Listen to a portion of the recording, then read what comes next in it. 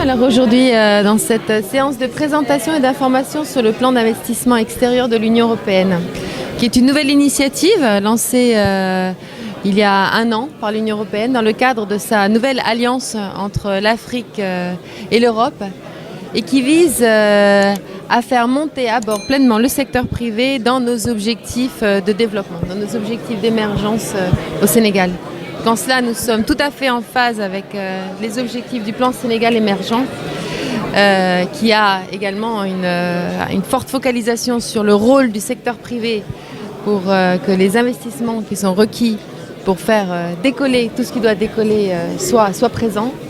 Et nous, les partenaires internationaux, l'Union européenne au premier chef, nous sommes là pour accompagner cette dynamique. Et c'est une dynamique qui se déploie sur différents terrains.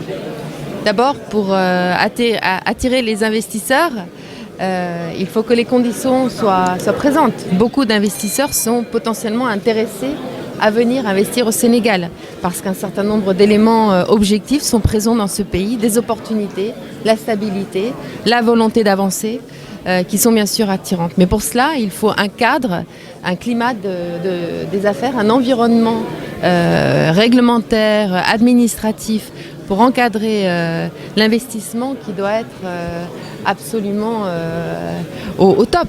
Donc le Sénégal a fait beaucoup d'avancées dans ce domaine, mais il faut continuer. Et donc le premier aspect du plan d'investissement extérieur, c'est d'accompagner en Afrique, au Sénégal en particulier, cet effort de réforme. Et cet effort de réforme doit être aussi poussé par le secteur privé, le premier intéressé.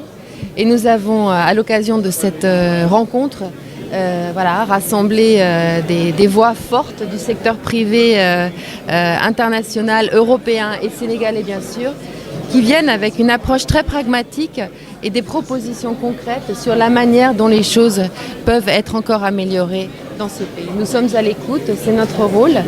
Je suis heureuse aussi bien sûr que le gouvernement a été présent dans cette rencontre puisque ce dialogue doit être multipartite, triangulaire à tout le moins et l'Union européenne est présente pour ça.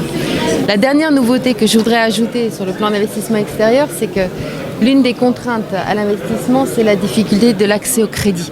Et c'est ce que va faire ce nouveau plan. La nouveauté, c'est l'introduction de mécanismes de garantie qui vont finalement viser à réduire le risque de l'investissement, à augmenter la confiance dans les possibilités d'investir en Afrique et au Sénégal en particulier. C'est une demande qui émane aussi du secteur privé.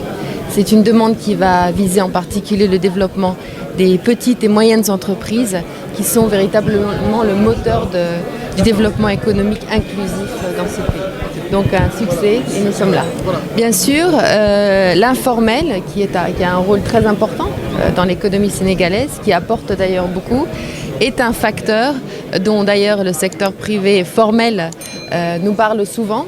Un facteur qui doit être pris en considération dans les changements qui doivent être apportés pour structurer davantage l'économie. Le secteur formel a beaucoup d'avantages.